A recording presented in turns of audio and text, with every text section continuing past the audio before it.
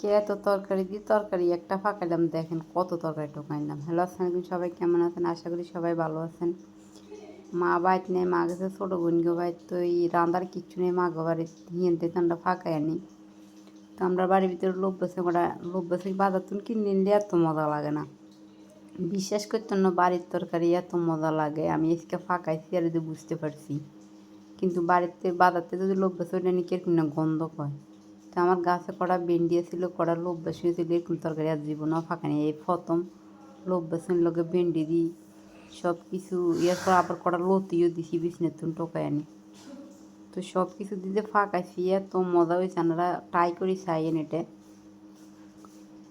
লোভ বেসন ভেন্ডি আগে লোভ বেসনটা কষা লিখি, কেননা লোভ বেসনটা শুধু ওষুধের সময় লাগবে, এর পরে ভেন্ডি আর লতি দিয়ে একসাথে দিয়েছি। তো মা জন্নায় টোকাইটাই জোগাড়দার করে লিখি আজকে আমরা সবাই খানা সারি দেবো আজকের দিনের লাই। তো এ প্রথম মনে করছি এর জিনিস কেমন লাগে, ফাঁকানোর পরে দেখলাম এত মজা লাগে, কষাইতে কষাইতে এরপর এটার ভিতরে পানি একটু দিয়ে লোভ বেসুরি কষালিছি। এরপর রান্নাটা যদি ফাঁকান এরপরে ভেন্ডিটা আর লতিরে দিবেন, কেন লতিও ফিসলে ভেন্ডিও ফিসলে পরে দেওয়ার চেষ্টা করবেন। মাছ এগুলো আছে, ওদিনকে মাছ আনছি দিই, তো মাছটি বাদি করে লিতেছি, চুলে দড়াই দিছি না মনে দড়াইতেছি, আগুন খুব কম অবস্থায় জ্বলতেছে আর কি। তো মা গেছিলো ছোটো বোনকে বাড়িতে, আবার আজকে আবার বিকালে চলিয়ে যাব। তো আব্বা আছে বাইদির আছে, এই কারণে ফাঁকাই মানে এদেরকে দিয়ে দেখতেছি। যে যেখান থেকে দেখতেছেন পেজটা ফলো দিয়ে আমাদের পাশে থাকবেন।